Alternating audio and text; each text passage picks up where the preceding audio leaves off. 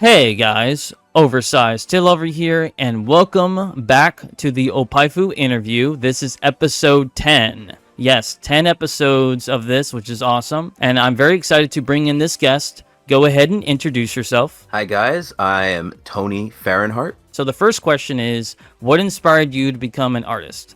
I've been an artist pretty much my whole life since I was really young. I think, like maybe a lot of kids actually, I tapped into art more when I discovered Dragon Ball. I think Dragon Ball Z, I think I drew a picture of Goku, and I think that was really when I locked in. I was drawing before that, but that was I think when it became something I did a lot more consistently. I saw Goku and all the stuff he was doing, and essentially became a Dragon Ball Z fanatic when I was really young, and I was just doing that all the time. When did you get inspired to do looted content, like Oppai-related characters, and actually what really inspired you from the art style? What I will say is that I've always been very, even as like really young, East Asian sensibilities, I guess you could say. So even before I knew what Asia was or America was, I was really young, I always had like a penchant for like East Asian style. The way they visually express themselves in their games, their designs, their shows. I've always been drawn to it, and so I grew up on that. I implemented it into my art style and the way I kind of visually express myself. And so when it comes to lewd content, I think it was Tenchi Muyo, actually. There was something about that show, I think, kind of awakened something in me because it was like the first episode and Tenchi's like being chased by the character Ryoko, kind of screw around with Tenchi and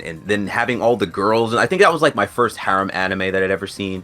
So something about that show that I think started to kind of wake something up in me. I think between maybe that show and maybe Sailor Moon too, those two. So when was the first time you actually, like big busty characters to draw? When did you first started doing that? Actually, now that I think about it, I was never super great at drawing female characters, drawing, like American comic book characters. You're drawing Dragon Ball. You're not going to be drawing a whole lot of female characters. And so when I would try, and I would always be bad at it, or I didn't felt like I was bad at it. So I started kind of like practicing that more, the influences from other types of anime, like I mentioned, like Tenchi and Sailor Moon and stuff like that. In the early 2000s, that was actually when I first found out about the director of Stellar Blade, Kim Hyun-tae.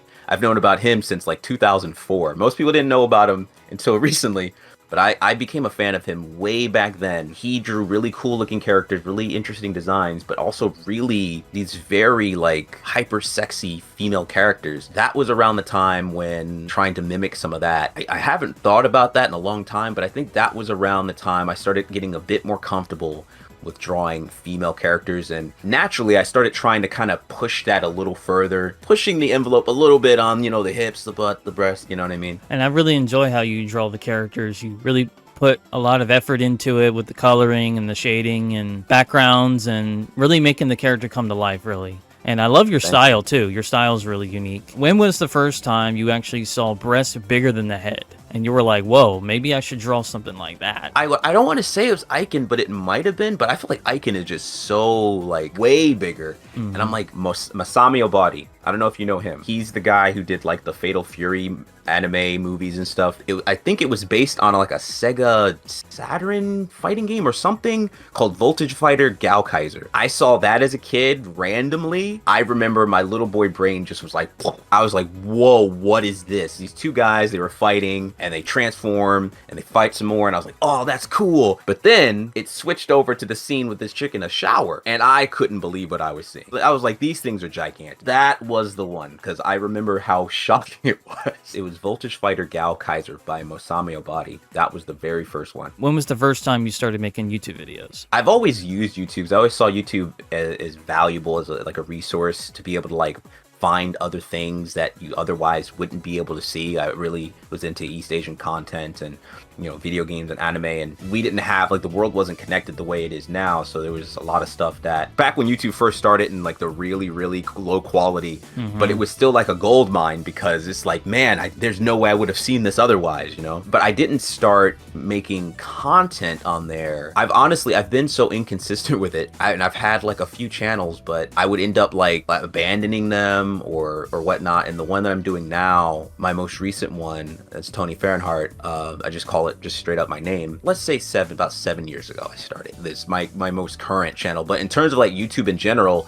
it was probably like, it had to be at least 10 or so years ago if you count like my other channels. Yeah. How long does it take for you to draw a picture of a character? I guess it just depends on what character that really is. How often do you actually draw? I draw almost every day. Yeah, it definitely depends on I'm typically a character artist, so how much of the character am I drawing? Is it from the neck up just a portrait, or if it's a bust or full body the character's doing, or if they're interacting with anything in the environment, or how many characters is there. On average, if I'm doing almost full body images fairly often, sometimes it could take the whole week. It could take like 5 days. I'd say like between 2 and 5 days, depending. Especially if I really want to go like all in with like the colors. If I'm doing just like a line drawing, then I could probably do that in like a day or two, depending if it's like full body or if there's more than one character. I could probably do like a day or two, but adding like all the extra colors and making sure it's like fully rendered, that can sometimes take up to like 5 days, maybe more sometimes, depending. How many people request you with commissions of characters? I used to do a lot of commissions years ago, and that was mainly when I did a lot more NSFW stuff. I did a lot more in the past than I do now, and I slowed down on that because I've been working on personal stuff. But I do take commissions every so often. I do get a decent amount of people who still contact me through socials, like DM me, asking about commission prices and stuff like that fairly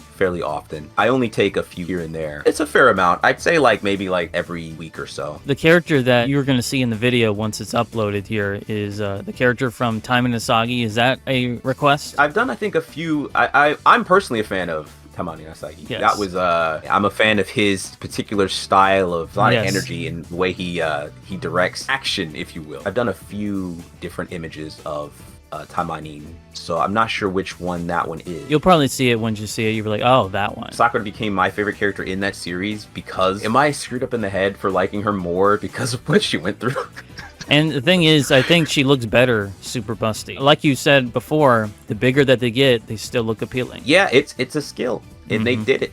They figured out a way to make it like work really well. Yeah, and a lot of times in ecchi and hentai, you have breasts so big it's like a gag, but you can still make them look appealing. Yeah. As long as you draw them well and you have the experience to do it, it's like, I don't care if her boob to the floor and I'll still make her appealing. You have to make sure the shape language is appealing. So that's about the appealing shape language. Oh yeah. If they can understand how to do that, then they have some really strong fundamentals in terms of anatomy and also a really good idea of how to make things look good regardless. Final question that I want to bring up is, where can people find you? I have my YouTube channel, which is everything Tony Farron on YouTube. I have Tony Farron on X.